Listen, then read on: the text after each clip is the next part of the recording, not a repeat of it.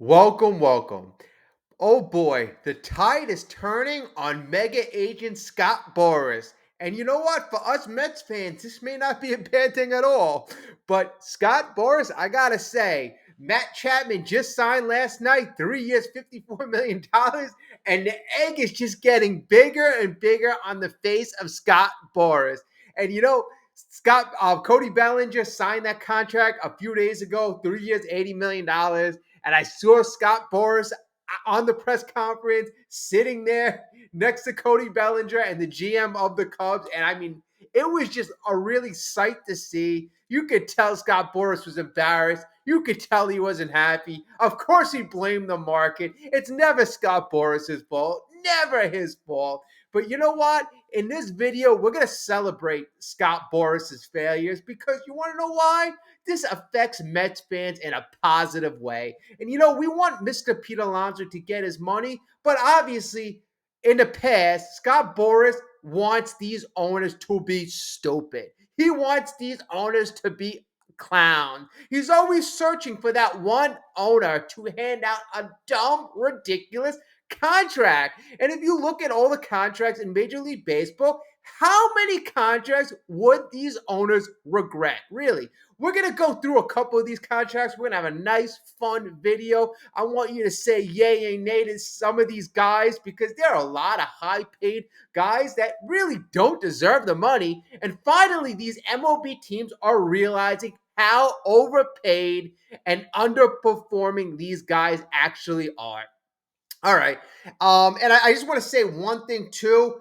My New York Mets total that I'm predicting for 2024 season is 86 games. 86 games, 86 wins. That's what I predict. So drop down. What is your prediction? I want to write it down. Let's see how close we can actually get. There's some people who are awful good at this. Let's see how good we are.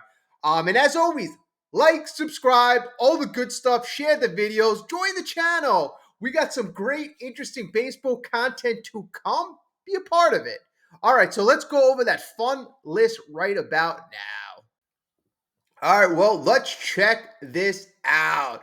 On this sheet, we actually have the top paid players in Major League Baseball. So let's see how many of these guys actually deserve the contract they're being paid. All right. So I'm gonna write this down. Let's start off with a couple players. Let's see how this goes. All right, number one, Shohei Ohtani. Obviously, just signed the contract, 10 years, $700 million. All right, so I'm going to start off what Shohei Ohtani doesn't deserve the money because I don't think he's going to be worth it. 10 years, $700 million? Who deserves $700 million? Who? Who? So right off the bat, I'm going to say this is a contract. Even though he has not played, I'm going to say based on performance that the Dodgers are going to regret. I don't know on the back end, marketing, yeah, they could make it back financially, but I'm just looking strictly on the field play. And since he hasn't played on this contract, I'm going to have to make a prediction. So right now, number one, I'm going to have to say, nay, no, not worth it. Number two, Mike Trout. Okay, he signed a contract at age 27, 12-year, $426 million contract. And this right now is the highest contract for a major league ball player, offensive ball player, not a pitcher. So the offensive guy. So Mike Trout, 12 years, $426 million. Probably going to be broken by Juan Soto next year, although we don't know how the market's going to dictate. But is it going to be worth it? Is it already worth it right now? So right now, Mike Trout obviously has put up some mammoth years. Obviously, he's had some struggles in the past couple of years. He's had some back issues, but he's already, some could consider him a Hall of Famer. Now, I think he has like 7 or 8 years left. He's making an average annual value we see here of $35 million. So is it worth it? Is it worth it? I would have to say this is one I'm going to have to say I can't say no, I can't say yes. So I'm gonna have to just say, let's put let's put NA for him. NA, because I'm not sure. I don't want to say it's worth it. I don't want to say it's not because we're kind of like in the middle right now. We're dead in the middle. If he has a couple more years with this back injury, I would have to say it's not worth it. And the Angels, they're not making the playoffs. So you can even say right now that it's not worth it. You really can. The Angels right now haven't been productive. You could say it's not worth it, but right now I'm going to have to give Mike Trout a chance because if Mike Trout really kind of plays and balls out to the player and the talent that we know he can, it might be worth it. All right, so the next man, we have Mookie Betts, 12 years. He signed it at age 27 for a $365 million contract. And right now, I have to say that, yes, it is worth it. He is probably one of the top three guys in all of Major League Baseball. I want Mookie Betts on my team. I would want him. I'd pay him $365 million in a heartbeat. I would have to say he's definitely worth it. Okay, Aaron Judge. Aaron Judge just started the contract. Right now, he signed a $360 million contract. He's 9 years. He signed it at age 30. Last year, he was productive, but we know he's had back trouble. We know 2 years ago, right before he went into free agency, he had 63 home runs. He broke the AL record, so he had a mammoth year. He hasn't done anything to say he's not worth it. So I would have to say yes. He brings a lot of excitement to New York. He's a top 5 player in the game. So right now, I gotta say, if you're gonna pay, that amount of money, and he hasn't done wrong yet, I gotta say he's worth it. Number 5, Manny Machado. Manny Machado just kind of like re-upped his contract. At age 30, he has 11 years left on the contract, $350 million.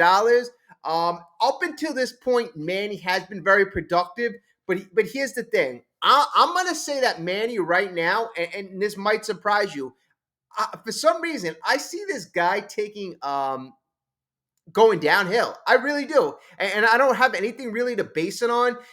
He's going to be playing till he's 41 years old. I don't see this as a contract that's going to look back and, we're going to be happy about. I think it's going to be a contract that the Padres are going to regret. And of course, all these top 5 guys, the future is ahead. The future is ahead. And the thing is, of course, they make the most money. They sign the most recent in history. So, it's hard to say. Okay, so we have Francisco Lindor.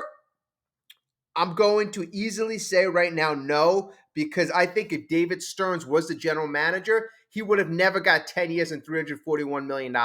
I love Francisco Lindor. Obviously, I'm a Mets fan. I can speak the most about Francisco Lindor, but I would have signed him, but just not to that contract. I would have to say he's greatly overvalued and not worth it. Like the exercise is, are these guys worth the money, right? So Shohei Ohtani, I'm going to say no one's worth 700,000. Mike Trout, I'm not sure right now. He was the best player in the game. Mookie Betts, yes. Aaron Judge, yes. Manny Machado, no. Francisco Lindor, no. So we're going to be hard on this list.